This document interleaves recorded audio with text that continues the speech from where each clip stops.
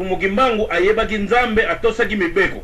Metangu ya kufi bato babebisi mibeko tozana bango na mokili awa baza ko détruire biso petit à petit. Yangono moni même na makambo ya libération ya mboka orie ezala kaka poto longola mboka na biso na imposture tokomi ko wela tokomi ko samba ekomi makambo ya ba religion ekomi makambo ebele en tout cas eloko wana yo yeli biso papa Zambwana ngana koyebisa yo olongoli penza satana moko ya munene na kati ya mitema ya batu parce que ba congolais ebele bakoma kondima ba pratique wana ya sodomisation eza pratique moko satanique papa wuti koloba ke ba confirmer ngo eza misala ebanda kala. Moi je dis que okoyeba batu wana po nini yo ba pesi yo poste ya musala papa Zambwana balobi ozali gouverneur ya ville ya région ya nini soki ya nini mais ndenge nini okoki ko produire fruit ya misala oza ko sala te. Ça veut dire que mutu wana asalaka misala malgré ye mais azana pratique moko ya mabe oyo evandisaka ye na musala. Na Congo pozwa poste ya musala fozala na kisi, il faut zala na mandona, il faut zala na nganga, il faut zala pede, il faut zala na ba qualité nyonso ya mabe.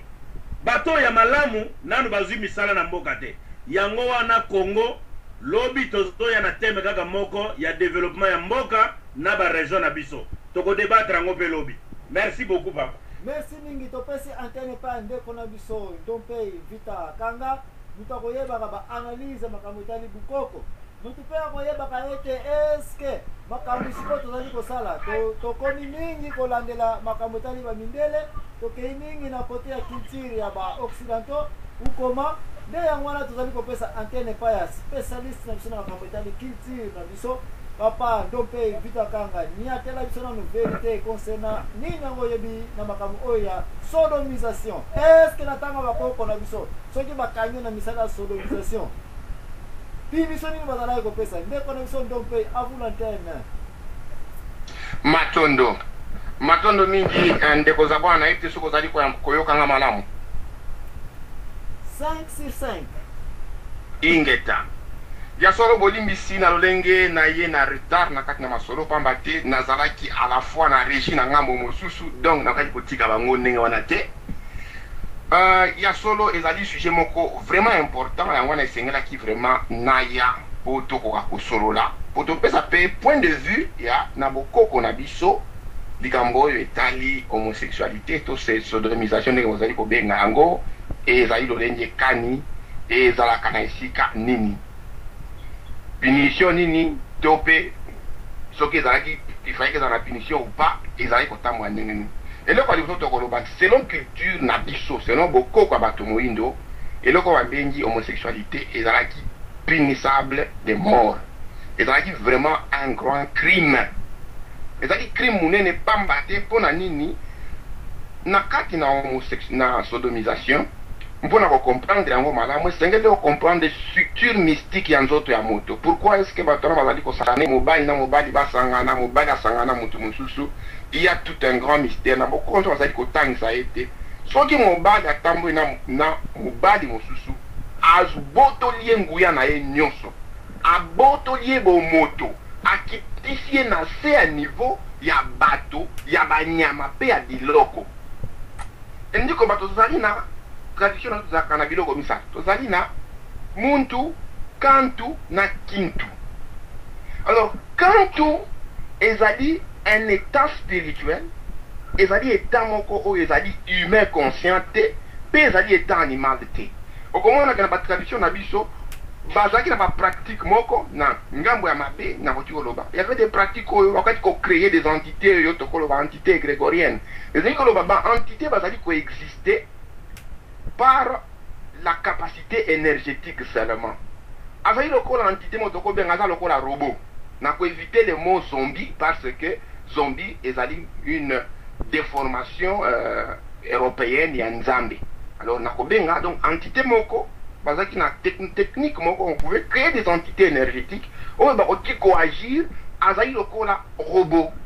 Alors soki mutu azali kotambo na mutu na moninga ne mususu nikolo ba bote toute la force vitale akitisie na état oyo ya akomi lokola une entité énergétique, c'est-à-dire que selon la tradition na biso moto wana oyo bazali kosangana ye aza kokoma mwasi ya mobali ata soki akufi akoki kokota na mokili ya bakulu te akobanda koyengayenga akokoma un esprit errant nzela na ye akangi yango parce que akitisi nguya na ye nyonso ya moto ali susu moto te ali susu nyama te ali susu libanga te azali eloko moko oyo ezali dénaturé e bokomona yango malamu soki okei na kati ya épopée entre na mboka na Égypte na kati na mythe ya na komba te na mythe na tradition ya épopée ya conflit entre Seth na Osiris. Seth azali représenter les dieux de l'ivresse, un dieu jaloux, un dieu du mal. Na Osiris azali représenter le tout bon. Okomona ke na kati na épopée wana tango Osiris le mal, Seth le mal, Seth doit évoluer peut-être adapté na Satan, Seth le mal tango ye abomaki Osiris le plus bon mpe akomaki sikoyo na esika oyo efalaki Isis aya koresuscite Osiris na tango aresuscite Osiris sikoyo akoti na kinkulu akomi le grand juge du monde des défunts na kati na mokili ya bakulu ye amati akomi mokonzi oyo asambisaka soki moto akoti kuna nkulu ya liboso akokutana mpo asambisa ye na likambo oyo etali lolenge atambolaki na mokili kasi na kati na mito wana lisusu ali koretrouve ke Isis oyo ezali nzinga ayaki kobota mwana par une conception immaculée aboti mwana oyo na komo ezalaki Horus to nkulu me okomona ke nkulu ntango abotamaki ye na noko na ye Seth bazalaki na conflit na sens ke babandaki kowela légitimité nani nde esengelaki azala mokonzi to mukulu ya mboka ya ekipata e na ntango wana okomona ete Seth mpo akoka koyiba bokonzi ya Horus asalaki bapratique nyonso comme étant la incarnation ya jalousie ya mal asalaki bapratique nyonso eza na épisode moko oyo Seth alingaki asodomize nkulu azali kolala na butu Seth aye kobimela ye alingi asodomize mais heureusement ke nkulu azalaki mayele tango asentir eloko wana abloqué que germe ya Seth ekotaka na nzoto na ye. Pourquoi? Parce que soki ekotaka na nzoto na ye automatiquement légalement devant la cour de bakulu Oristo nkulu alingaki aperde kibomokonzi sur Égypte. Donc okomona ke ezali pratique moko oyo ezalaki kosala ete ke soki mobali asangani na mobali mosusu a détruire totalement.